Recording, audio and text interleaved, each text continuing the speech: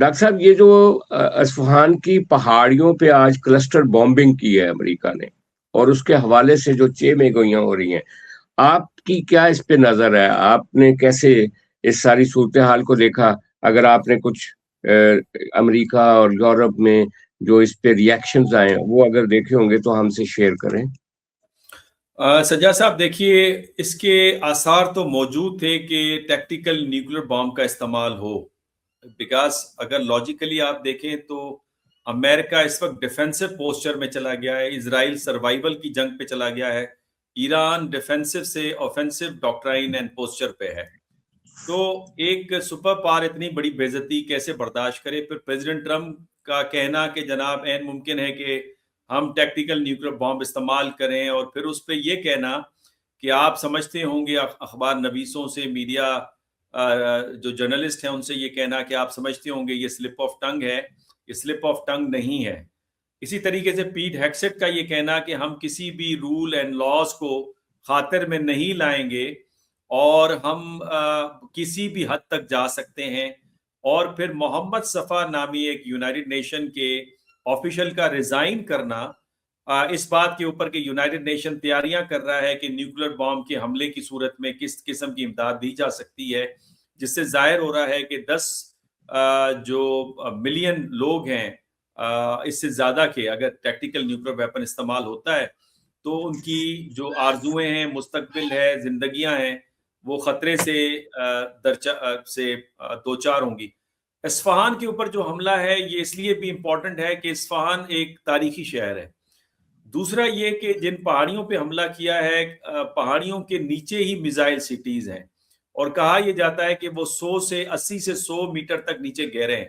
اگر تو کلسٹر بام استعمال ہوتا ہے تو کلسٹر بام میکسیمم 30 میٹر تک جا سکتا ہے، تو وہ تو اس کو ڈیمیج نہیں کر سکتا۔ تو لہٰذا عین ممکن ہے کہ ٹیکٹیکل ویپن کا استعمال کیا گیا ہو، اور یہی وجہ ہے کہ مختلف جو میڈیا آؤٹلیٹس ہیں ویسٹ کے، وہ اس طرف اشارہ دیتے ہوئے بھی نظر آئے۔ اور بائی دا وے ایک بات تو واضح ہے کہ اس وقت جو کرنٹ امریکن ایڈمنسٹریشن ہے وہ کوئی سی آئی اے کی فیڈ بیک پہ نہیں چل رہے، وہ موساد کی فیڈ بیک پہ چل رہے ہیں۔ اگر وہ سی آئی اے کی فیڈ بیک پہ چلتے تو یہ جنگ ہی نہیں ہوتی، بیکاز اس کی اسیسمنٹ یہ تھی کہ کسی بھی قسم کی جنگ یا مختصر دورانیے کے بڑے حملے جو ہیں رجیم کو چینج نہیں کر پائے گی، بلکہ امریکہ اس وار میں انٹینگلڈ ہو جائے گا، اور یہ لمبے عرصے کی جنگ ہوگی جس سے آنے والی جنریشن امریکہ کی متاثر ہوگی۔ اور پھر آج کی خبر یہ ہے کہ امریکہ کی کے اوپر جو قرضہ ہے وہ $39 ٹریلین سے کراس کر گیا ہے، which is a historical movement، اور تقریباً لگ بھگ کوئی 900 سے $1 ٹریلین جو ہے اس کا انٹرسٹ امریکہ پے کر رہا ہے۔ اور پھر اسی تناظر میں آپ نے اپنے انٹرو میں بتا دیا کہ غالباً اگر اتنی بڑی ایکٹیویٹی نہیں ہونی تھی تو یہ جو ملاقاتیں ہیں جس کا آپ نے تذکرہ کیا، پریزیڈنٹ زرداری کا ایرانی ایمبیسی، چائنیز ایمبیسی میں جانا، پھر دفتر خارجہ میں مشاورتیں ہونا، پھر آپ نے کنگ جارڈن اور قطر کا ذکر کیا، سعودی عرب کے اندر ان کی ملاقاتیں ہونا شہزادہ محمد بن سلمان سے، اور deputy prime minister Ishaq Dar صاحب کا چائنا جانا، یہ اس طرح کے اشارے ہیں کہ امریکہ اسرائیل فرسٹریشن میں کچھ بھی کر سکتے ہیں۔ جی، لیکن جو اس وقت صورتحال ہے وہ یہ ہے کہ ایرانی صدر کا ابھی بیان آیا تھوڑی دیر پہلے، انہوں نے کہا کہ جنگ کے اختتام کا فیصلہ ایران کرے گا، اور ایران کی طرف ایران کے اندر کوئی اس طرح کی بے چینی ہمیں نظر نہیں آتی۔ اور یہ جو خبریں بھی ہیں کہ اصفہان کی پہاڑیوں پہ کوئی ٹیکٹیکل ویپنز یوز ہوئے ہیں، اس کی جو تابکاری ہوتی ہے یا جو اس کی ریڈیشن ہوتی ہے اس سے پوری دنیا اور ایجنسیاں آگاہ ہوتی ہیں۔ تو ابھی اس طرح کی بھی فی الحال تو ایسی کوئی خبر سامنے نہیں آئی کہیں سے، لیکن ہم دیکھتے ہیں یہ ہیں کہ ریجن میں البتہ یہ جو اتنے بڑے پیمانے پہ اکھاڑ پچھاڑ ہو رہا ہے، اتنی بڑی سفارتکاری ہو رہی ہے، شکل کیا بننے جا رہی ہے؟ اصل سوال یہ ہے ایران کا فیوچر کیا ہوگا، ایران بچے گا اس جنگ میں یا نہیں بچے گا؟ اور اس ریجن میں یہ جو عرب ملک ہیں ان کی کوئی ری ماڈلنگ کی کہانی تو نہیں ہے؟ اکانومی کی کیا شکل ہوگی؟ کیونکہ ایران نے پچھلے دنوں یہ کہا ہے کہ وہ تیل جس نے لینا ہے ہم سے لینا چاہے لے لے، لیکن ہم پیمنٹ جو ہے وہ یوان میں لیں گے۔ اور اس میں چائنا ایک بڑے کھلاڑی کے طور پہ سامنے آ رہا ہے. یہ جو ساری کہانی، اس کو آپ کیسے دیکھ رہے ہیں؟ دیکھیں سجاد صاحب، یہ تو اب کنسنسس ڈیولپ ہو گیا ہے نا کہ ایران اس وقت ڈومیننٹ یا ایڈوانٹیجیس پوزیشن پہ ہے. خود اسرائیل کی تاریخ میں پہلی مرتبہ ہوا ہے کہ حزب اللہ خیرات شہیدہ کے علاقوں کے اندر داخل ہو گیا ہے، اور جو آج بھی 10 ہیلی کاپٹرز آبزرو کیے گئے ہیں جو کہ صدرن لبنان سے اسرائیلی جو ہلاکتیں ہیں اور جو زخمی ہیں سپاہی ان کو اٹھانے میں مصروف رہے ہیں. اب تک 125 مرکاوا ٹینکس تباہ ہو چکے ہیں، جبکہ ٹوٹل جو ان کی تعداد اسرائیل کے پاس بتائی جاتی ہے وہ 500 ہے. دوسری طرف امریکہ ہے. امریکہ کے ریجن کے اندر جس طرح سے اڈے ڈسمنٹلڈ ہو گئے ہیں، ملٹری ایسٹس جس طرح ڈسپرسڈ ہیں، اور جس طرح ان کے اسٹریٹجک ایسٹس یعنی جو ایواک جیسے طیارے ہیں اگر وہ بھی کامیابی سے ہٹ ہو رہے ہیں، اور جو تھرڈ جنریشن ہے انٹرسیپٹرز کی، اس کی تعداد ختم ہونے کے بعد فرسٹ اور سیکنڈ کا استعمال ہو رہا ہے جو کامیابی سے ایرانی بیلسٹک میزائلز کو روک نہیں پا رہے، اور اسرائیل کی فضاؤں کے اندر ان کی اجارہ داری ہے اس وقت. تو یہ ساری صورتحال بتاتی ہے کہ ایران ایک اپر پوزیشن، ڈومیننٹ پوزیشن پہ ہے. تو لہٰذا ایک مڈل رینج پار کی حیثیت سے جو سیکیورٹی سٹرکچر ہے خطے کا، اس پہ تو سوال اٹھ گیا ہے کہ اگر امریکہ اپنے اڈوں کو نہیں بچا سکتا، اپنے ملٹری ایسٹس کو نہیں بچا سکتا، تو وہ ان ممالک کو کیسے سیکیورٹی دے سکتا ہے؟ تو پہلی مرتبہ تاریخ میں ایک مڈل رینج پاور نے جو سیکیورٹی سٹرکچر ہے ایک ڈومیننٹ پاور کا، اس کو ڈسمنٹل کر دیا ہے.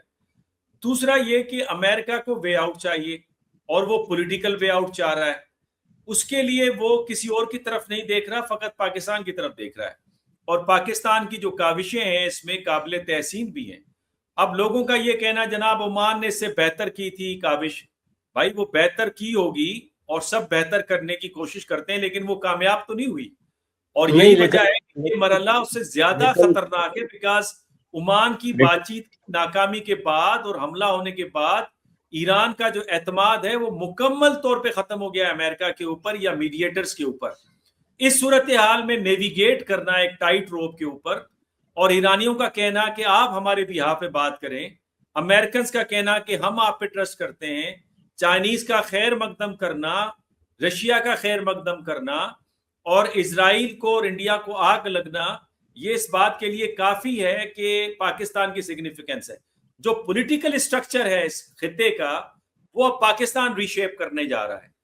اب آپ حیرانگی کی بات دیکھیں کہ یا تو امریکہ سے ممالک پولیٹیکل، اکنامک، سیکیورٹی بیل آؤٹ چاہتے تھے. آج معاملہ الٹا ہے. امریکہ سیکیورٹی بیل آؤٹ چاہتا ہے ایران سے، پولیٹیکل بیل آؤٹ کی ڈیمانڈ کر رہا ہے پاکستان سے، اور اکنامک بیل آؤٹ اس کا چائنا کے ہاتھ کے اندر ہے.